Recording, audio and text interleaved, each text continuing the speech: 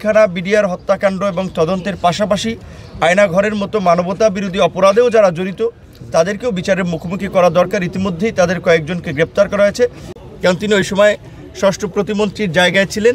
তিনি নিশ্চয়ই এই ঘটনার অনেক কিছু জানেন এবং এই ঘটনার সাথে কিংবা এই ঘটনাকে আড়াল করার জন্য ধামাচাপা দেওয়ার জন্য বিশেষ করে আপনারা জানেন যে বেশ কিছু নিরীহ নিরপরাধ বিডিআর সদস্যদেরকেও কিন্তু অযথা দীর্ঘদিন ধরে কারাগারে রাখা হয়েছে। তাদের কয়েকজন মুক্তি পেয়েছে, এখনও অনেকে মুক্তি পায়নি।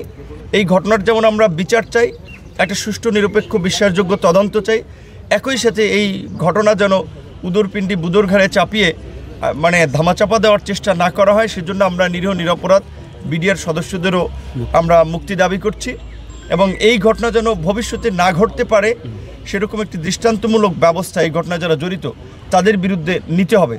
আপনারা একটা বিষয় লক্ষ্য করেছেন, বাংলাদেশের এই জাতির ঐতিহাসিক সংকটগুলোতে সেনাবাহিনী সবসময় জনগণের পাশে এসে দাঁড়িয়েছে, জনগণের কাতারে এসে সামিল হয়েছে।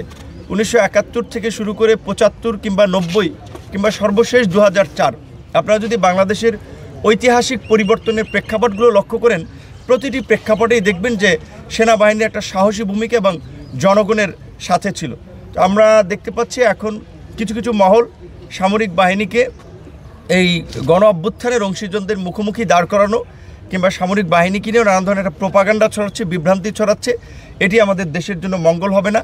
আমরা সেটির বিষয়ে দেশবাসীকে সতর্ক করছি এবং একই সাথে সেনাবাহিনীর এই 2024-এও যে জনগণের প্রতি তাদের যে সংহতি এবং জনগণের কাতারে এসে যে তাদের দাঁড়ানো, এই সেনাবাহিনী, সাহসী সেনাবাহিনীকে আমরা অবশ্যই ধন্যবাদ জানাই।